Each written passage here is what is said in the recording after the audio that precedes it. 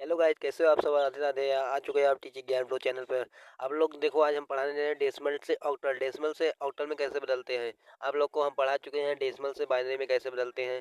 वैसे ही डेसिमल से हम ऑक्टल में कैसे बदलते हैं, आज हम हमको पढ़ाएंगे। ठीक है, चलो। डेसिमल का बेस क्या होता है आप लोग को पता होगा, 10 होता है। कितना होता है?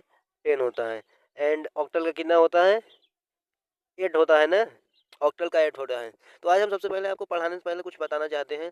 जैसे कि आप लोग अगर कंप्यूटर लाइन में हो तो आप ये पढ़ सकते हो, कोई भी छोटे से बच्चे से बड़ा सब में डेसिमल नंबर, बाइनरी नंबर, ये सब आप लोग सुने होंगे।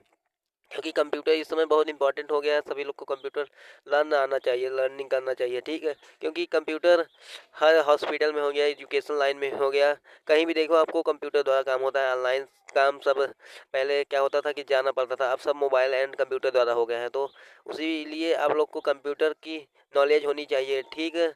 अगर आप कंप्यूटर नॉलेज ले रहे हैं तो अगर आप क्या कर रहे हैं ये भी कमेंट करिए कि आप बीसीए कर रहे हैं। जैसे कॉलेज में अगर एडमिशन हो गया है, 12 पास हो चुके हैं, तो आप बीसीए कर सकते हो। बहुत ही अच्छा एजुकेशन कोर्स है। ठीक है, बीसीए करके आपको डिग्री मिलेगी और ये डिग्री लेवल कोर्स है।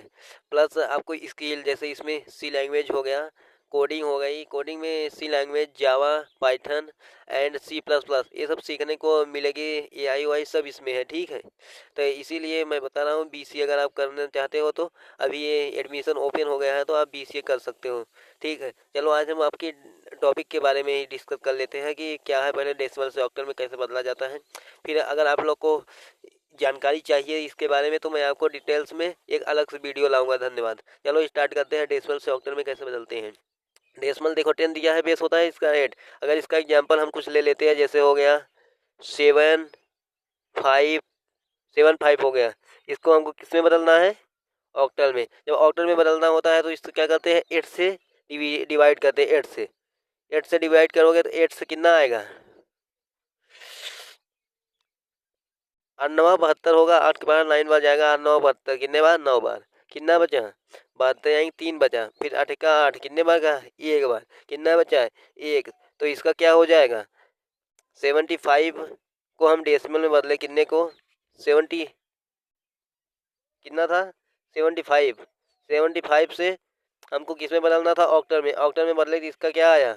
113। यही आ गया इसका आंसर। इसका एग्जाम्पल दिया है, कितना दिया है? 94। डेसिमल में दिया है, हमको बदलना है ऑक्टल में।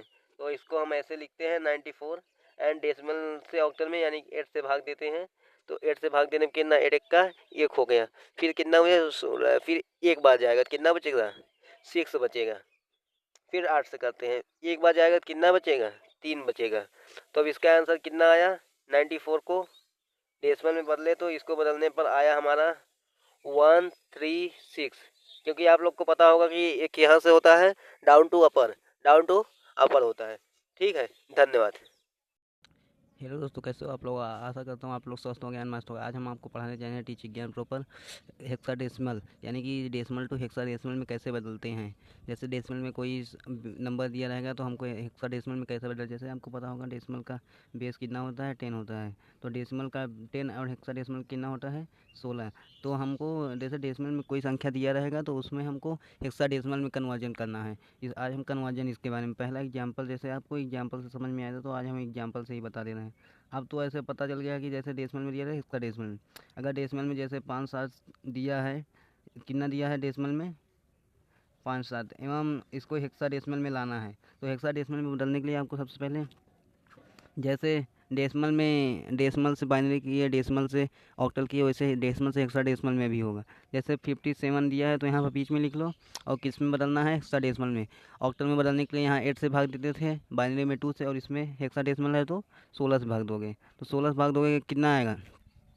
अगर 16 पहाड़ 3 बार पढ़ते हो तो 16 48 होता है। 16 सॉरी 16 पहाड़ अगर पढ़ते हो 16 त्रिक 48 होता है। 3 बार जाता है, 3 बार 48। 16 48 हो तो कितना बचा? जो बाहर जाएगा वहाँ यहाँ लिखाएगा, और जो शेष फल बचता है यहाँ लिखा जाएगा। 16 48, 48 हुआ तो कितना बचा? 9 बचा। यहाँ पर बचेगा 9। अब एक को बार जाएगा, यहाँ 3 है, 3 छोटा है, इसीलिए इसका आंसर आएगा 57। डेसिमल में हेक्साडेसिमल में आएगा 39। 39 आएगा, कितना आएगा? 39।